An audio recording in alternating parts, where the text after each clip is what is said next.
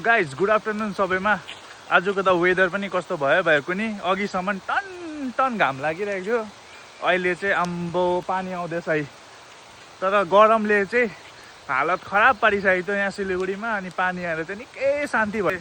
पानी आउँदैछ यहाँ चाहिँ म छाता नओरिकन डुलै छु। चिसो लाग्यो भने चाहिँ छैन, सर्दी ज्वरो आयो भने चाहिँ छैन। फेरि फर्स्ट पानी हो होइन, त्यो पानीमा फेरि भिज्नु पनि हुँदैन बेसी। मकै पनि कत्रो ठुलो भइसक्यो हेर्दा अस्ति भर्खरै मकै रोपेको जस्तो लाग्छ। अहिले त यत्रो भइरहेको छ है। बाहिरको वेदर पनि यस्तो छ है गाइस, पानी आउँदैछ। गाइस म चाहिँ अब घरतिर लाग्दिएको होइन, निकै भिजे पानीमा, बेसी भिज्नु पनि हुँदैन, ज्वरो आउँछ फेरि।